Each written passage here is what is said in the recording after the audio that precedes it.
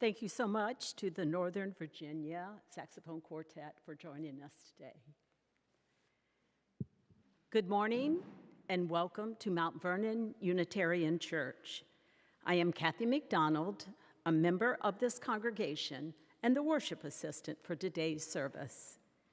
Each week, we come together as a church community to reconnect with the mission of our church, to work for justice, to care for the earth, and to build the common good. We welcome you to our service, whether you are joining us virtually or in person.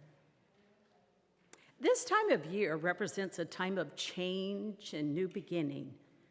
Summer is ending, students are returning to class, and fall will be here soon. It's also a special time of change and transition for Mount Vernon Unitarian Church, as next Sunday will be the first Sunday for our newly settled minister as he begins his ministry among us.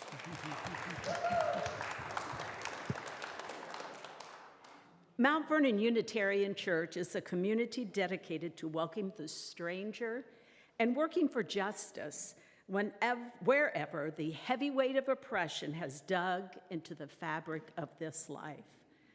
To that effort, we name and honor the traditional indigenous inhabitants of this land, the Piscataway, the Powhatan, and the Doe. We recall that enslaved people worked this land where we gather this morning. I do have one announcement this morning. As evidenced by the notice placed at the bottom of our driveway at Windmill Hill, the hearing for the zoning change we are requesting is coming up in less than a month. The date of the hearing is set for Wednesday, September 13th at 9:00 a.m. And in preparation for this deadline, much has been done to support the effort in favor of the special use permit zoning change request. For the next 3 Sundays, a table will be set up in the Commons for distribution of information about these special use permit change, including a petition to sign for all interested and supportive individuals.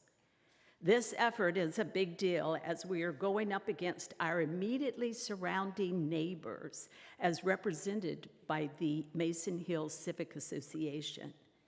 The Mason Hill Civic Association is fighting against this zoning permit change. Please come to the table for this information, to sign the petition, and offer volunteer support to the effort.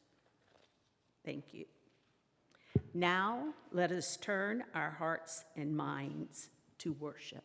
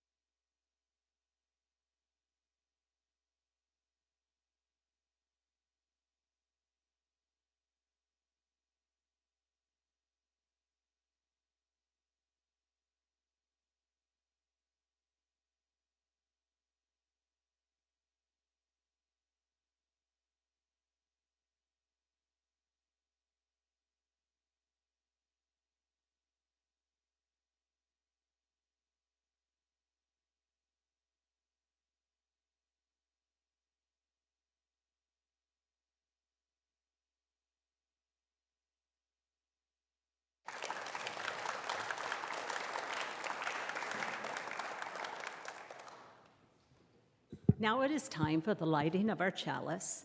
The words for our chalice lighting come from Emily Dickinson. Tell all the truth, but tell it slant. Success in circuit lies. Too bright for our infirm delight, the truth's superb surprise. As lightning to the children eased with explanation kind, the truth must dazzle gradually, or every man be blind. As we begin, let us open our hearts and minds to the truth's superb surprise. Please rise in body and spirit and join in singing hymn number 44 in the gray hymnal. We sing of golden mornings.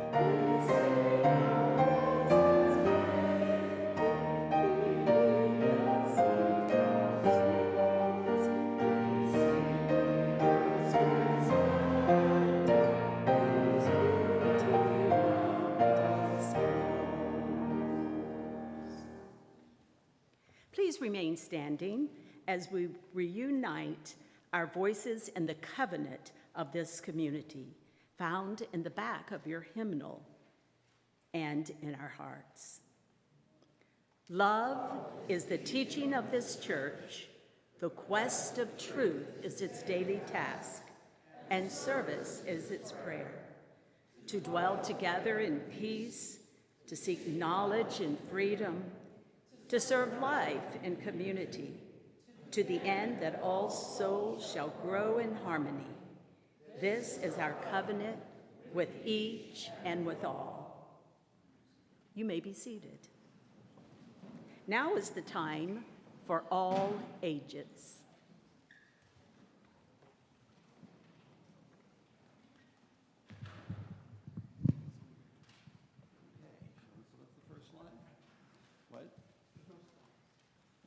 For the time for all ages? It was the I Wonder that you sent. I don't have any slides. Okay, we had a slight technical glitch, so I'm not going to have any pictures, but I'm going to tell you a story, okay? And the story is about a little girl and her mother. And they are out, whoops, let's try that again. They're out together one night, okay? It's the kind of night that you might hit in early April, maybe early May. It's a clear night, and it's dark. And the little girl is looking about. And here's the story of what she saw and what her mother told her. Eva likes to look for the moon. It follows her from place to place, disappearing behind trees and mountains, and then appearing again someplace new. Look, Mama, there it is. The moon looks so beautiful in the sky. How do you think it follows us, Eva? Eva thinks about it. But she just can't figure it out. It's okay to say, I don't know, says her mother. When we don't know something, we get to wonder about it. I wonder if the moon and the earth are friends, says Eva. Her mother smiles. I like that idea. But Mama, how does the moon really stay close to us? Mother replies, there is an invisible force called gravity that pulls all things in the universe together. Gravity keeps the moon close to the earth, and it keeps the planets close to the sun too. They circle around like this. Eva understands a little better as the moon glows on the trees around her and on the path before her. But then she starts to wonder again. Mama, where does gravity come from? I don't know, Eva. Nobody really knows for sure. And when no one knows the answer to something, it's called a mystery. A mystery is something for everyone to wonder about together. How fun! Eva imagines herself wondering about gravity together with all the people of the world.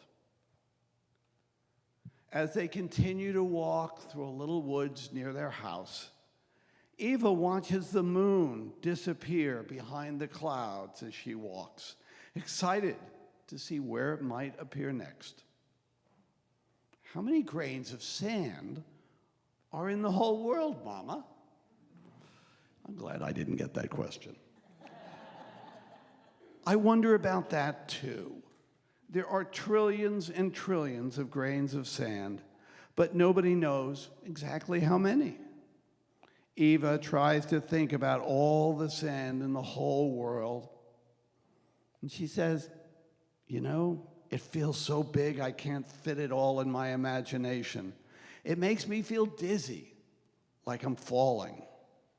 I know what you mean, her mother agrees, and I'm sure other people feel that way too. Eva walks down another path between some bushes and trees looking for the moon. And in the night that is just beginning to set, a little orange butterfly appears. Then she notices there are butterflies everywhere. Mama, where did all of these butterflies come from?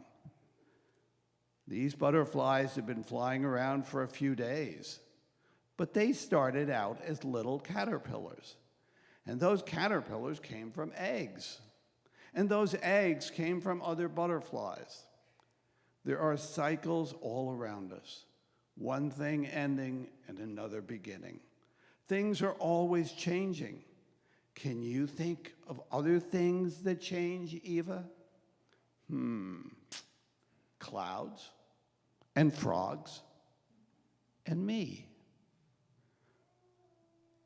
Later, Eva wonders, Mama, what was here before all the butterflies and the frogs and the clouds? Before everything? I don't know, answers her mother. It's another mystery. I like trying to imagine what was here before the beginning of everything. What do you think was here? Eva says, smiling, I don't know. She thinks about it for a long time, and then she has an idea. I wonder if there were feelings. As she walks home, Eva sees the moon again, glowing brightly above the roof of her house. Let's go inside and look for the moon through the window.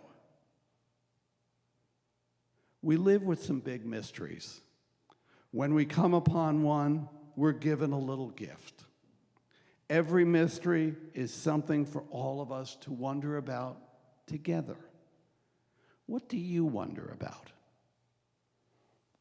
Thank you. And shall we sing out our children?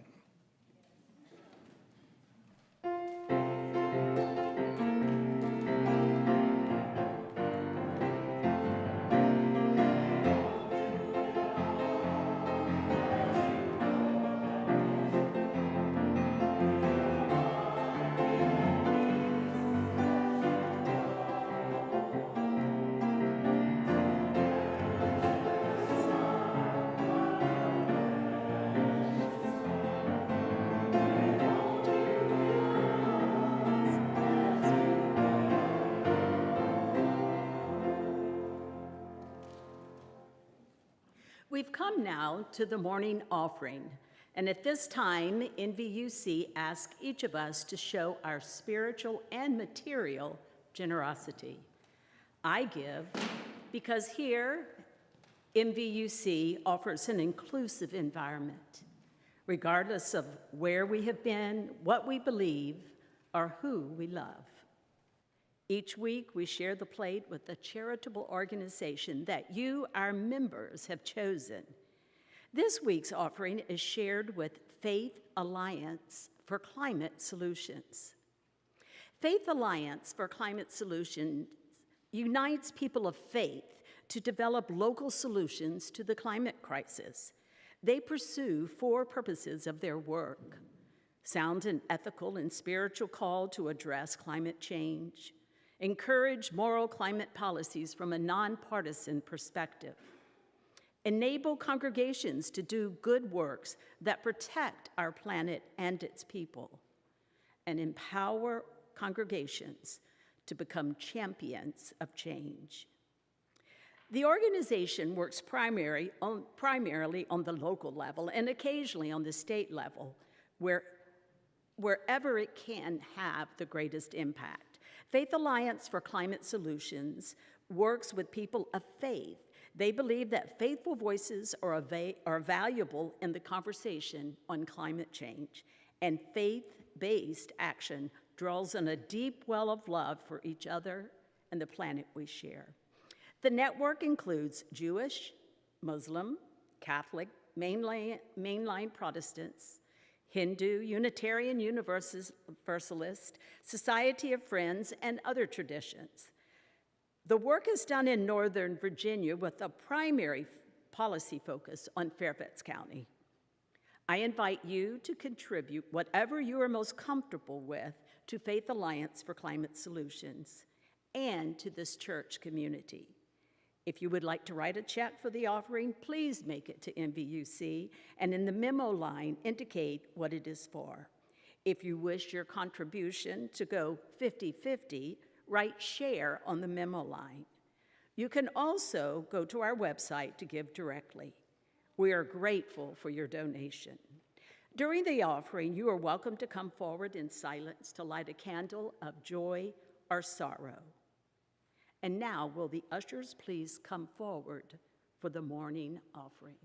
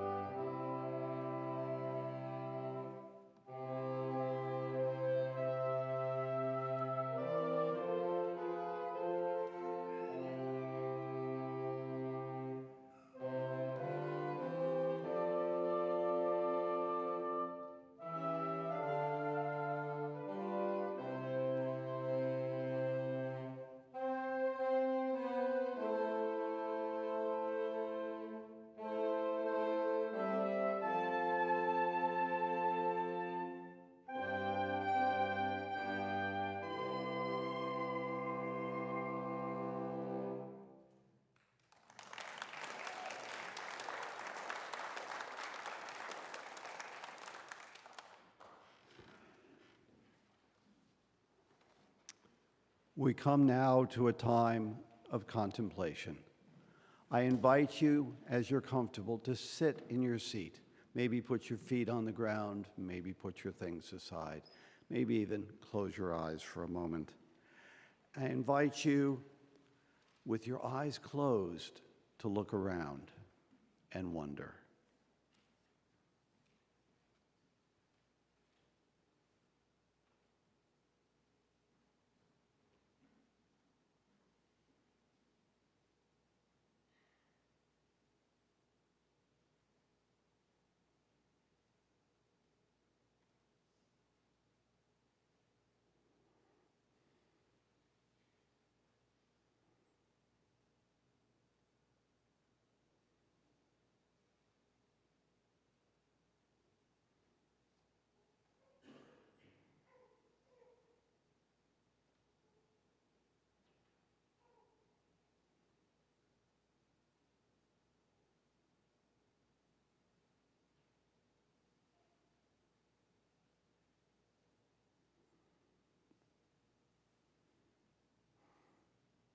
As we sit in quiet, what do we hear?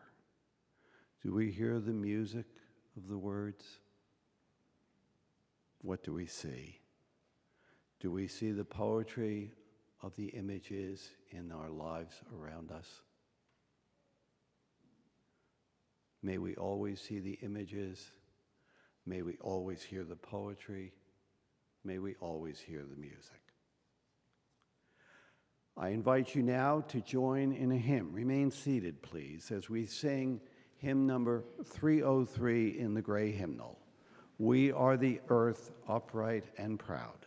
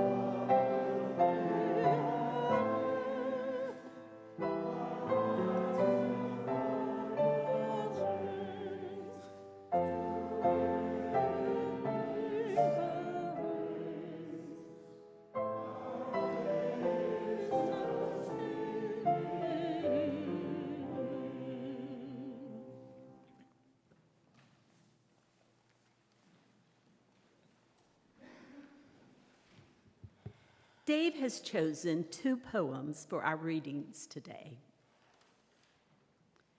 Glory be to God for dappled things, for skies of couple color as a branded cow, for rose moles all in stipple upon trout that swim, fresh fire-coal chestnut balls, finches, wings, landscape plotted and pieced, fold, fallow, and plow, and all trades their gear and tackle and trim.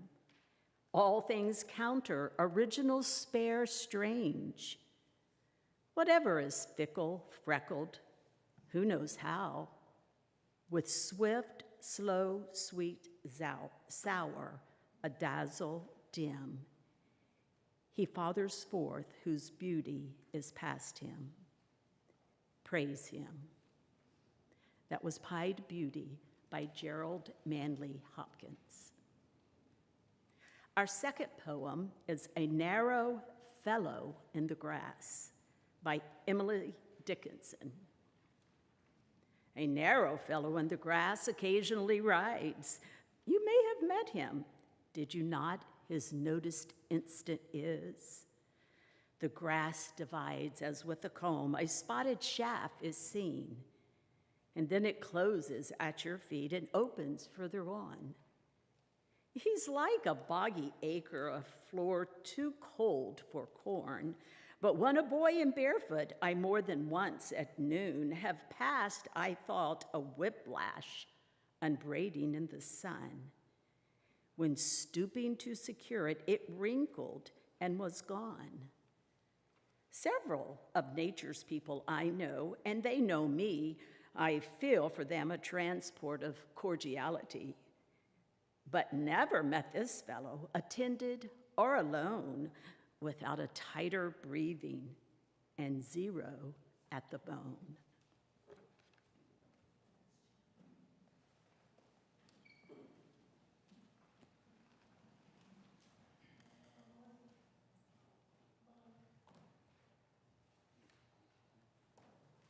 Am I on?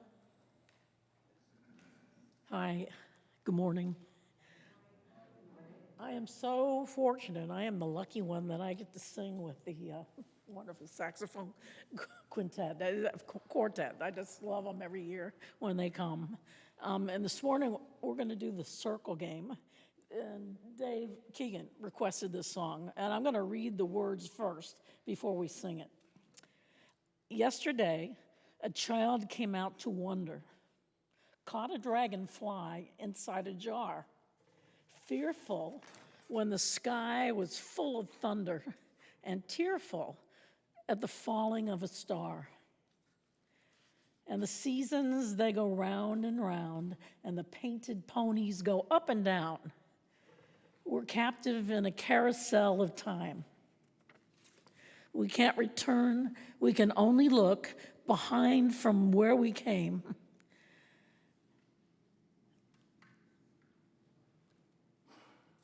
Behind from where we came and go round and round and round in the circle game. Then the child moved 10 times round the seasons, skated over 10 clear frozen streams. And words like, when you're older, must appease him, and promises of someday make his dreams. 16 springs and 16 summers are gone now. Cartwheels turn to car wheels through the town.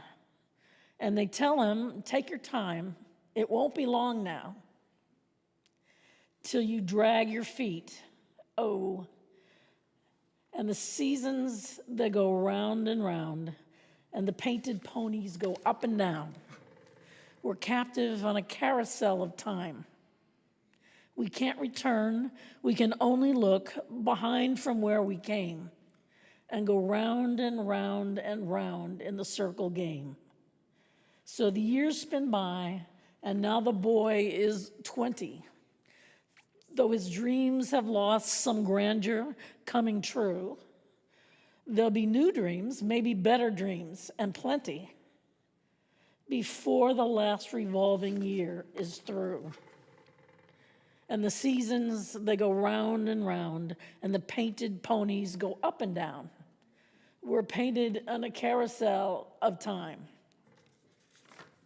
We can't go back, we can only look behind from where we came and go round and round and round in the circle game. That's by Joni Mitchell, somebody we all love, so thanks. Here we go.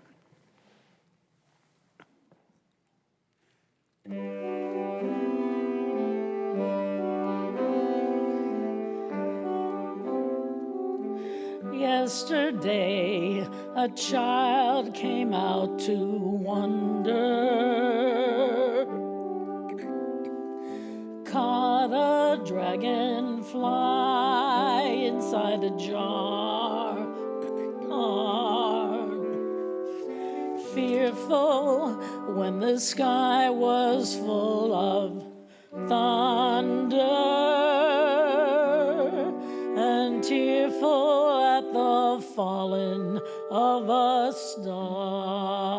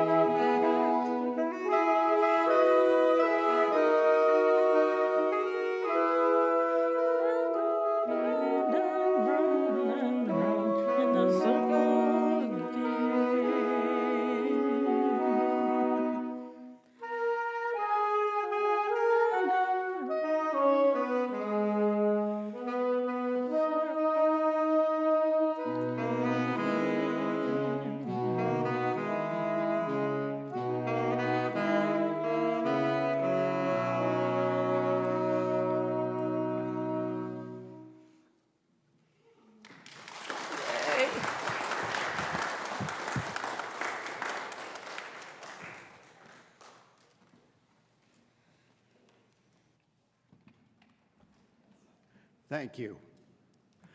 Earlier this summer, we were fortunate enough to have Alan Bunner stand up here and talk to us a little bit about how evolution led to the natural order around us. Thank you, Alan.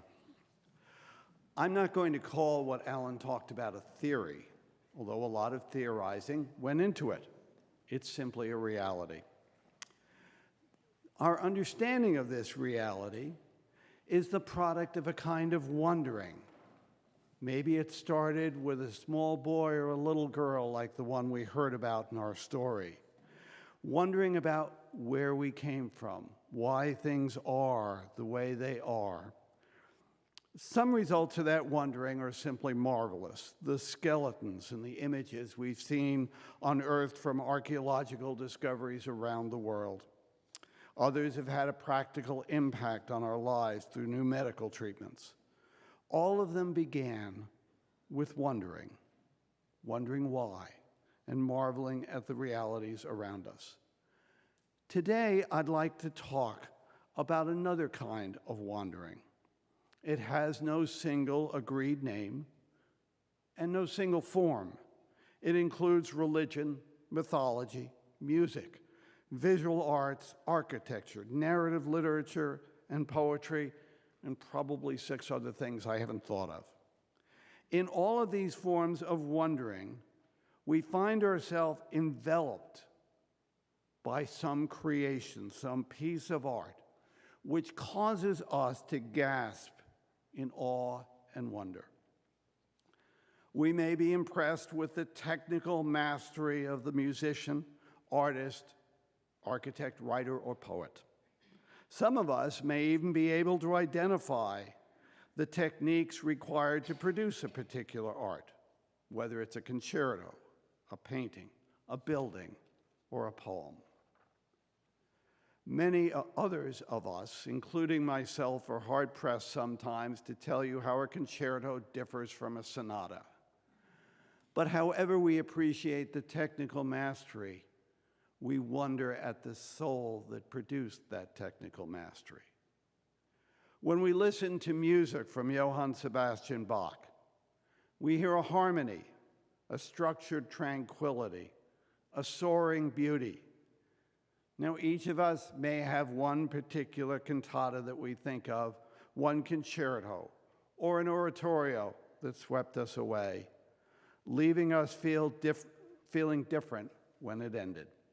For me, that is the Bach cello suites, a single instrument playing quietly, almost contemplatively, surprising me at every turn with how one melody blends into another. When the sonata ends, when the suite ends, I find myself changed. I don't know how, but I find myself in some way happier and more at peace. When we hear Aaron Copland's Fanfare to the Common Man, our response is very different. This is stirring, almost martial music, with a thrilling opening of horns, written during World War II. It's not dedicated to a battle, or to a victory, or to some leader.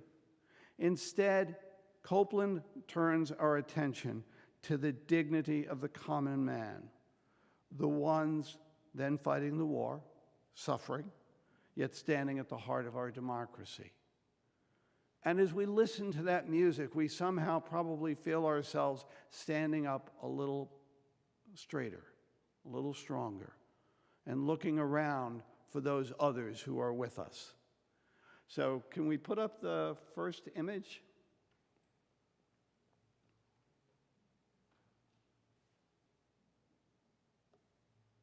Okay, the gremlins are hard at work. Okay, I'm going to ask you to imagine something, again dating to World War II. How many of you ever saw a picture of Rosie the Riveter? Right? Okay. And there are 2 images of Rosie the Riveter. One is this image, right? There's another one that maybe you haven't seen, and it's by Norman Rockwell. And this is Rosie the Riveter, her rivet gun in her lap, sitting on a stool, sitting on a bench somewhere, eating a sandwich, and standing there, sitting there, proud and determined, with a little bit of grime and grit on her face from her morning's work. And what I really like about that picture by Norman Rockwell is this one, to me, looks like a model posing as a riveter. Norman Rockwell's is a riveter. This is a woman who has worked hard and is capable of working hard. Okay? And these were the same ordinary people that Copeland exalted, that Norman Rockwell exalted. And I'm going to ask you to imagine another image by Norman Rockwell. And that is a painting of a farmer, maybe a shop owner, maybe a mechanic who runs a car repair, and he's awkwardly standing up in a meeting. And everyone's sort of looking at him as he stands up. And he's awkwardly standing up to express his opinion in a town meeting. Rockwell did this painting and 3 others as a tribute to Franklin Delano Roosevelt's 4 freedoms. When I hear Copeland's fanfare or see Rockwell's paintings, and yes, I know that some will denigrate those paintings as kitsch, I feel a sense that there are ideals among us as Americans which are greater than any one of us and somehow bind us together as a community. I feel another sort of exaltation when I look at some other paintings, and I'll ask you to visualize just 2 of them with me. Now, we've all seen churches, cathedrals, but few of us have seen a cathedral in the way that Claude Monet saw Rouen Cathedral in 1893. He had rented a room facing the front facade of the cathedral, and he had laid out his canvases, about 6, 8, 10 of them. And he began to paint each canvas at one time of day. One canvas was the image of the facade with the light at 8 a.m. And I'm making this up. Maybe the next is 10:30. Maybe the next is right before lunch. Mid-afternoon, evening. And they vibrate with different colors, sometimes mostly yellow, at others perhaps pink, at other times cast in blue and purple shadow. Okay? I have no idea how Monet did that, either technically or visually. I have no idea how he mixed his paints, chose to blur lines, or even quite how he was able to see the light on the cathedral facade in quite that way. The fact that this is a cathedral, a place of religious worship, might make us think that Monet wanted to celebrate the grand architecture of that holy place. But in another series of paintings, Monet did something very similar. He gave the same sublime treatment to haystacks. He painted haystacks, sometimes in summer, in fall, and winter, capturing the glory of light on simple dry grass. We stand in front of those paintings in wonder.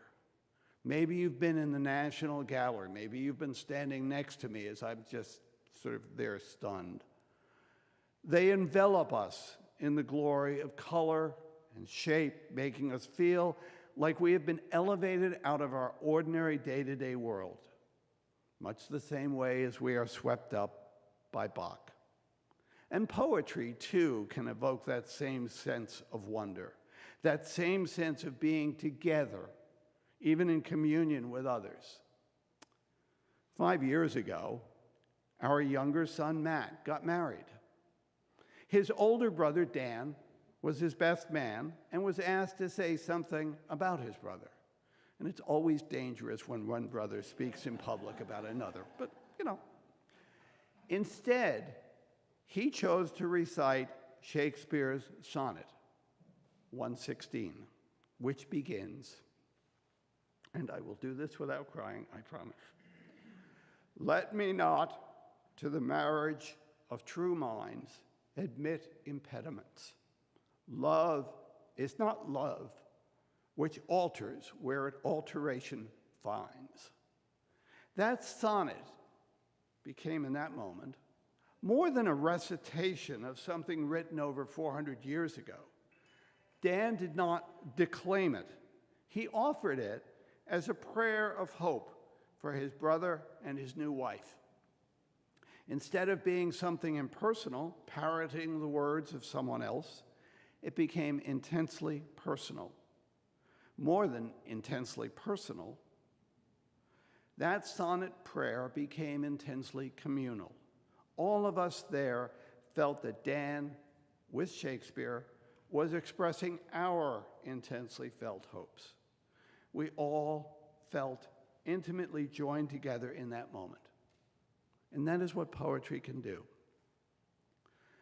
The communal sharing of a poem seems to be part of the whole origin of poetry. A poem was something to be spoken aloud in front of a group, perhaps on some special occasion, and something that brings the group together. Do you remember Joe Biden's inauguration in 2021? If you do, it may not be the inauguration you remember. It may not be the inaugural address you remember. What I remember more than anything else is Amanda Gorman reciting her poem, The Hill We Climb. And I was going to select an excerpt for today, and I must confess I found it hard because each line I selected impelled me to select the next line and the next line. And it's a fairly long poem, okay? But I'm going to select these few lines. We will rise from the golden hills of the west. We will rise from the windswept northeast, where our forefathers first realized revolution. We will rise from the lake-rimmed cities of the Midwestern states. We will rise from the sun-baked south. We will rebuild, reconcile, and recover. And I've deleted the next 6 lines, which I also want to read, but okay. This is poetry, yes, but it's also a prayer. Piling image upon image, it is also a clarion call. I can almost hear the trumpets at the beginning of Copland's Fanfare to the Common Man. Listening to Amanda Gorman on that occasion was a communal act. Even if we sat alone in front of our TV at home, even if we did not know what her next words were going to be, she was speaking on our behalf, on behalf of those other thousands and perhaps millions, also listening together with us. And she was enunciating our hopes and dreams. And I feel impelled to add a short footnote. As I was double-checking the wording of her poem yesterday, I came across a short news item that an elementary school in Florida has recently banned Amanda Gorman's poem. Never doubt that words matter, that words are important. Poems can bring us into communion with our community. They can also bring us into communion with the world around us. Emily Dickinson's poem on seeing a snake in the grass was written in a small town in rural western Massachusetts and published in a local newspaper in 1866. It was a very different world. Yet we all immediately feel the chill in her last lines about the snake. But never met this fellow, attended or alone, without a tighter breathing and 0 at the bone. And whether we believe in God or not, Gerard Manley Hopkins brings us immediately into the celebrations of the beauties of the natural world around us. Glory be to God for dappled things, for skies of couple color as a brinded cow, for rose moles all in stipple upon trout that swim. Now, none of these artistic works changes anything about the scientific realities around us. and none of them will improve our chances of survival, either individually or as a species. Yet we know they are intensely important. I think that is because music, art, poetry, and more, let's try this again. A sense that there is something more beautiful, important, and enduring in these works of art than in our mundane realities. We are exalted by our wonder at the arts, and we are exalted together by our wonder at the arts. They make us feel that there is something beyond us, larger than us, of which we are a part. We feel like we share in something essential in the artist. Call it spirit, call it soul, it does not matter. And we share that essence with others who are also filled with the wonder of that art. How often at a vocal concert, I originally said pop concert, and my wife looked at me in disgust and said, "When was the last time you were at a pop concert?" Okay, she won on that one. But how often, it's been a few years, but to me, when I say a vocal concert or a pop concert, I'm envisioning a Simon and Garfunkel concert in a stadium in Queens, New York. So you imagine your favorite vocal. And we find ourselves mouthing the words along with the performer. And then we notice that everyone around us is also mouthing the same words. We may dance, we may sway with the music, perhaps we will hold hands, we catch our neighbor's eye, and we share an awkward smile at our common joy. How often are there concerts of classical music or sacred music in which the audience is invited to sing? Often it's Handel's Hallelujah Chorus or Beethoven's Ode to Joy. Sometimes they even hand out the music as you're coming into the auditorium.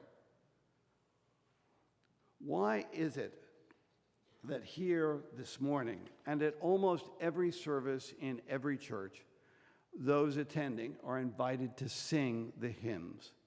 It's certainly not because we're all good singers, okay? I at least am a dreadful singer, but I sing. Why? I think it's because the music exalts us as we sing in communion together. I believe that we are all in this kind of exalted communion. We are all more than our small selves. We are more likely to care about others with whom we are in communion. That's why storytellers and preachers have told stories to groups that evoke in us the sense that we are part of something greater than ourselves. Jesus, a great preacher, asked his followers, "Who is my neighbor?"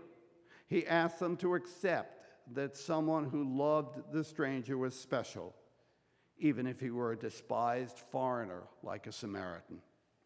And photographers, too, have given us this sense of wonder, and I think they've proven to be the greatest moralists of our age. Who can forget the photograph by Dorothea Lange of a migrant mother, photographed in a worker camp in California in 1936? We don't know a thing about that woman except her appearance of stoic suffering. She is completely separate from us, of a different world. Yet by that photo, we feel tied to her and to others like her. We feel a sense of wonder at Lange's ability to communicate that stranger's heart. A year later, Life magazine published a photograph of an infant sitting scarred and blackened, screaming in pain and fear in what appeared to be the burning ruins of a building in Shanghai that had just been bombed by Japanese invaders. Many of us can see that image in our eyes. In 1937, there were a few things more alien to Americans than China. Chinese were the despised other. Yet that photograph brought Americans together with Chinese in a sense of anguish and compassion. And finally, one more image. A 9-year-old girl is running down a road, screaming in pain, after she was burned by a napalm bomb. I don't need to say any more for you to see that photograph in your mind's eye. It was a Vietnamese girl named Phan Thi Kim Phuc, who had suffered third-degree burns on June 8, 1972. Again, this is someone on the other side of the world, an ethnic group about which Americans knew little and perceived impersonally as part of a battlefield against communists. But once again, that photo challenged our moral sense of who is our neighbor. All of these photos made us realize that we are in communion with people we hardly know. Like Bach's music or Monet's art, they lifted us out of our isolated selves into a sense of wonder, of the beauty and the community beyond us. What I'm trying to suggest in all of this is that a sense of wonder, that sense of wonder that we experience through great art and great artists, musicians, painters, poets, photographers, and more, changes who we are. It challenges us to think that there are artistic and, yes, moral beauties that exalt us above ourselves and envelop us into a communion beyond ourselves. These beauties help us to see beyond ourselves and help us see that we are in communion with others. Not just the others who are like us and who benefit us, our family, our friends, our coworkers, our fellow Unitarian Universalists. We feel that we are in a broader communion. And this is the seed of compassion. In our living room, we have a small wooden statue. It's about that high. And it was carved in Taiwan, and it is a statue of Guan Yin. Guan Yin is a bodhisattva. She is holding a jar, and she is pouring out an endless stream of compassion upon the world.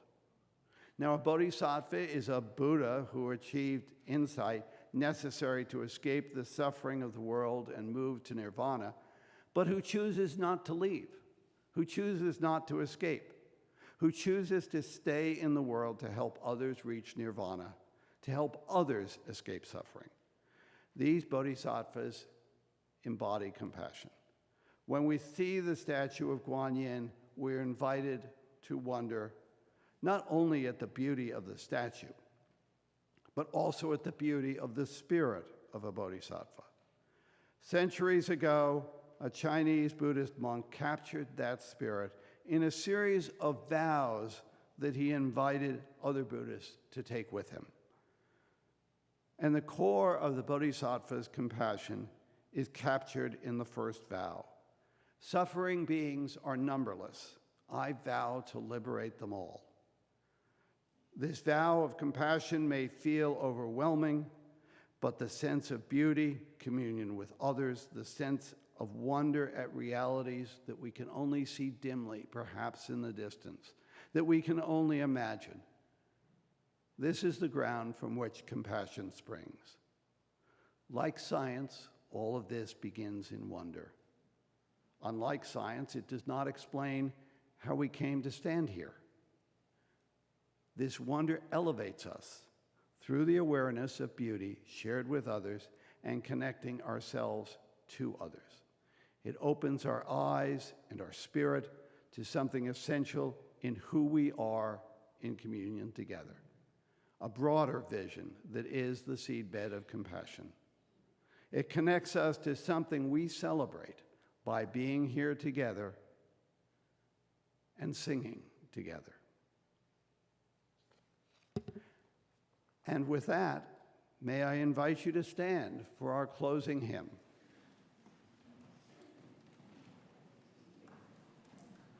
It is number 1064 in the Teal hymnal, Blue Boat Home.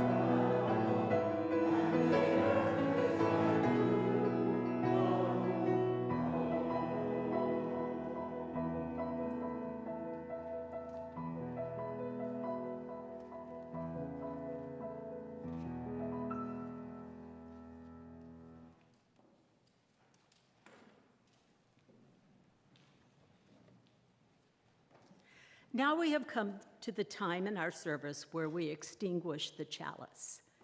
You may find the words on the back of your program.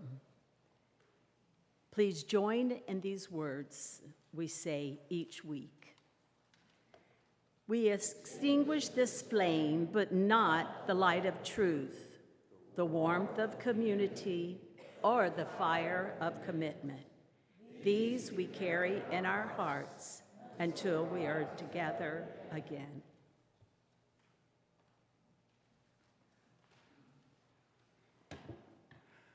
Before the benediction, let me take just a moment to say thank you. Thank you to Kathy. Thank you to Yvonne and the members of the Northern Virginia Saxophone Quartet, Jair Chavez, Michael Barr, Jenny Farnsworth, and Maya Weiss. Thank you to our technical crew, to Mike and to Marty and to Raleigh. And now a benediction. May the wonder we feel, the joy we feel in communion, lead us to expand our sense of beauty together. And may it lead us beyond ourselves, beyond this holy hill, to build communion with others. And with that, I invite you to sit down and enjoy our postlude.